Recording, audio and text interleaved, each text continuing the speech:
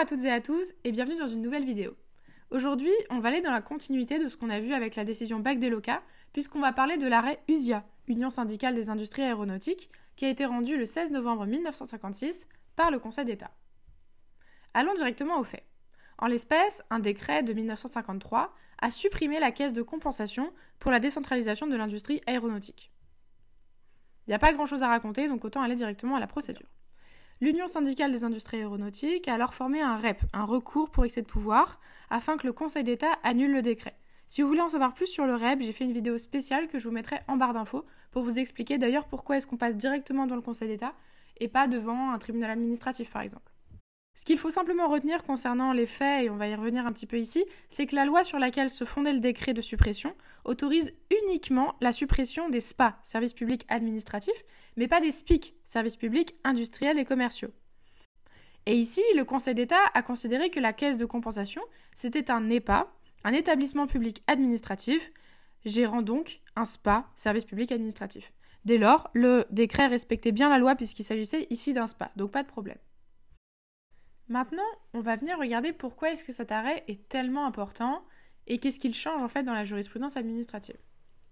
Cet arrêt, à l'instar de la décision BAC-DELOCA rendue par le tribunal des conflits en 1921, vient poser les critères de distinction entre le SPA et le SPIC, ce que ne faisait pas BAC-DELOCA. Il disait simplement que c'est possible d'avoir un service public administratif, mais c'est également possible que le service public ressemble à une entreprise privée, sans poser les critères de distinction.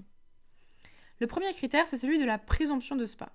Ça veut dire que le juge doit penser au premier abord que le service public est administratif.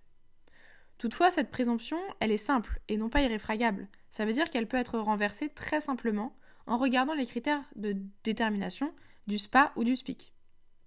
Ces critères, ils sont au nombre de 3, mais en réalité, il s'agit plutôt d'un faisceau d'indices, c'est-à-dire que le juge ne doit pas regarder les critères en termes cumulatifs, mais simplement doit prendre le maximum d'informations qu'il peut dégager sur le service public pour le déterminer comme SPA ou SPIC.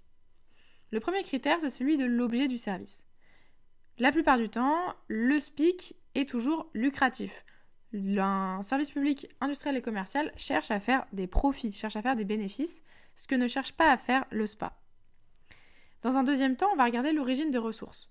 Si le financement du service public provient majoritairement des redevances des usagers, c'est-à-dire que les usagers du service public payent directement, il s'agit souvent d'un SPIC. Et là, on peut parler de clients du service public, ici, puisqu'ils payent pour accéder à un service.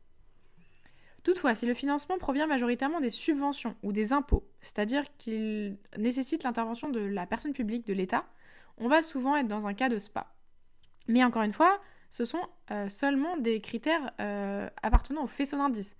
C'est-à-dire qu'il est possible que le financement du SPIC provienne un petit peu d'impôts. C'est pas un problème, du moment que c'est pas la majorité. Enfin, on va regarder l'organisation et le fonctionnement du service public. Généralement, si on constate l'usage de prérogatives de puissance publique, on est dans le cadre d'un SPA. Et généralement, si on constate que le service public ne cherche qu'à faire des bénéfices et c'est tout, on est dans un cadre du SPIC. Alors vous vous demandez sûrement quelle est la différence entre l'objet du service et l'organisation et son fonctionnement, parce que ça a l'air un peu similaire sur certains points. En réalité, la différence, elle n'est pas énorme. Simplement que dans l'organisation et le fonctionnement, on va aller plus loin et c'est comme si le juge allait creuser en fait à l'intérieur du service public, qu'il allait regarder comment ça se passe et ce qu'il peut en tirer comme information. Par exemple, si le service public prend beaucoup d'actes administratifs qui nécessitent l'usage de prérogatives de puissance publique, on va plus facilement être dans le cadre d'un SPA. Alors que si le service public a l'air vraiment de fonctionner à la manière d'une entreprise privée, ça sera sûrement plus un SPIC. Encore une fois, c'est pas cumulatif et au-delà de ça, le juge a un grand pouvoir d'interprétation.